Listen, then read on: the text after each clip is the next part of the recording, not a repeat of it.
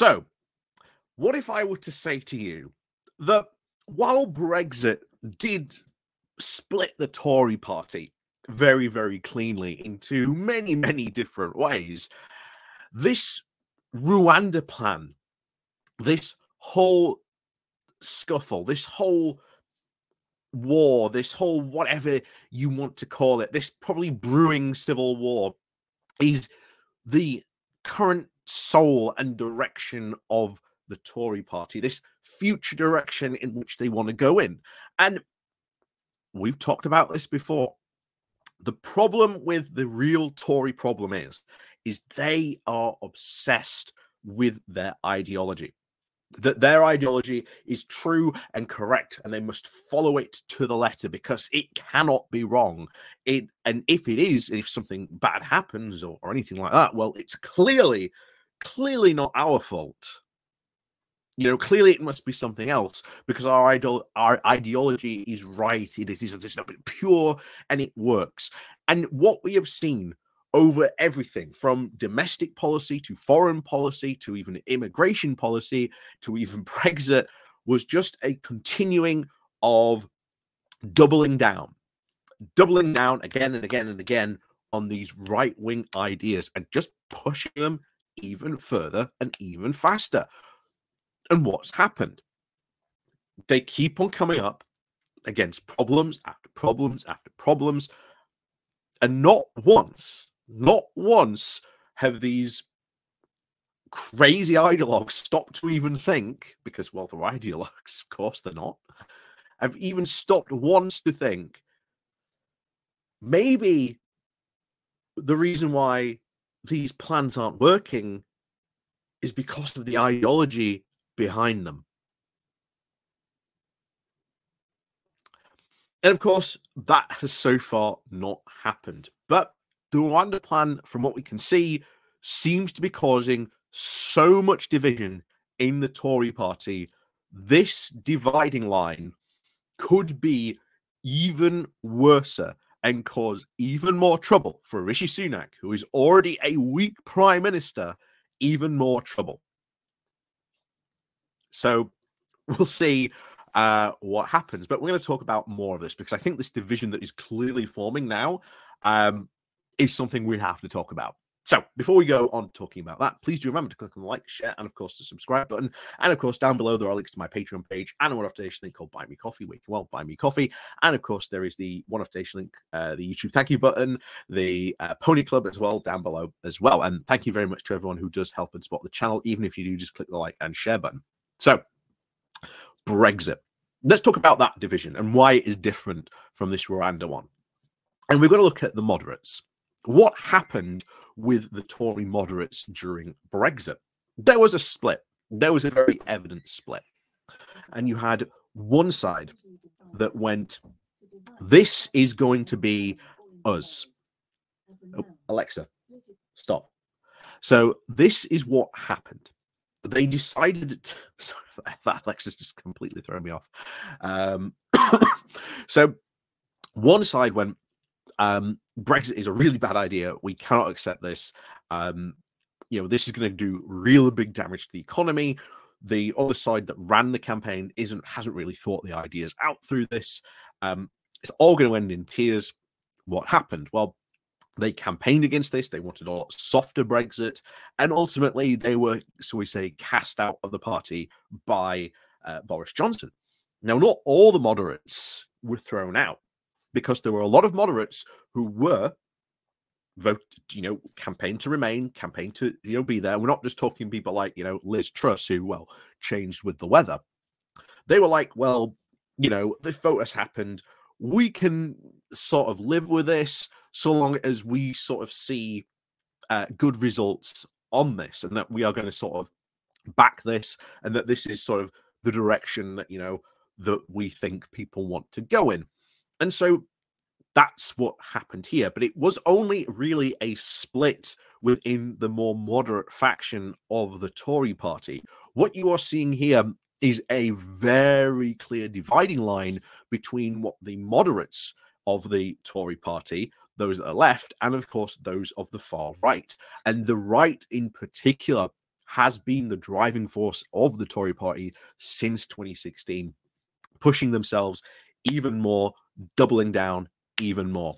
And the Rwanda plan is just the ultimate double down on this continuing idea that somehow, if we send people to Rwanda, that will solve the asylum system. That will solve the asylum problem. It won't. We've discussed this many, many times. But we are now seeing even more division over this because Rishi Sunak just came out a few hours ago and said that he wanted to continue the Rwanda plan, that he was seeking new legislation, and that he was not going to let international courts stop this plan taking place any longer. But I want to remind you, what court ruled against his plan? Oh, it was the British courts, the British High Court. That's the one who stopped it. That's the one who stopped the initial flights as well, based on not only domestic law, but also international law, clearly signaling that not only are British judges going to enforce domestic law, but they are also going to enforce international law, which we have signed up to as well. The European Court of Human Rights was never involved in any of these rulings whatsoever, but a lot of Tories and a lot of Conservatives seem to be saying that, oh, they were, and that's who stopped all this. Of course, it wasn't at all. It was the British High Supreme Court. That's what stopped it. And now we've got the right once again doubling down. Well, what stopped us? Oh, it was this international law, etc. Well, it's not our plan that's not going to work or anything like that. No, it's domestic and international law. So we're going to see a, quote, new Rwanda plan put forward to try and skirt around the domestic law. And then, of course, now we're also seeing, once again, the hard right Tories call to leaving the European Court of Human Rights and, of course, our international obligations when it comes to refugees.